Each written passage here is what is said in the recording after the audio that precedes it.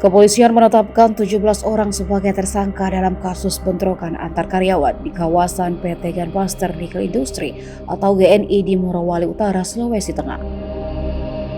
Kabid Humas Polda Sulawesi Tengah Kombes Pol Didik Supranoto mengatakan, sejauh ini pelaku yang ditangkap sebanyak 71 orang. Didik mengatakan 17 orang yang ditetapkan sebagai tersangka merupakan dari 33 orang yang telah diperiksa. Sementara itu 16 orang lainnya hanya dikenakan wajib lapor karena tidak terbukti bersalah dalam aksi bentrokan kemarin. Bentrok antara pekerja lokal dan tenaga kerja asing terjadi di kawasan industri smelter nikel PT Gunbuster Nickel Industry atau GNI pada Minggu 15 Januari kemarin. Dilaporkan akibat kericuhan itu 2 orang meninggal dunia.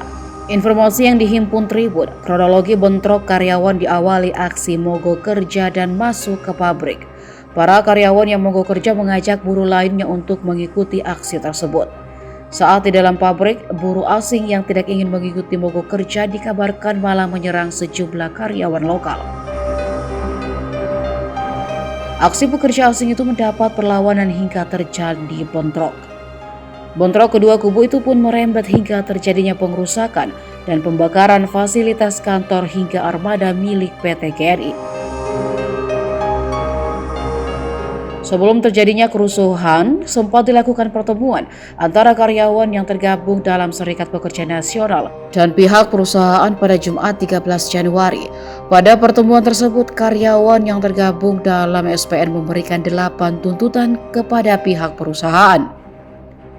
Namun menurut keterangan Kabid Humas Polda Sulteng, saat itu belum ada kesepakatan. Belum adanya kesepakatan tersebut membuat karyawan yang tergabung dalam SPN memberikan surat pemberitahuan untuk melakukan aksi mogok kerja.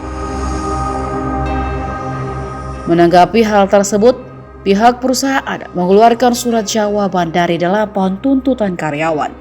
Dari beberapa tuntutan tersebut, PT GNI tak menerima seluruh tuntutan mereka. Hal ini membuat karyawan melakukan aksi mogok kerja di lokasi perusahaan dan memaksa masuk ke lokasi PT GNI.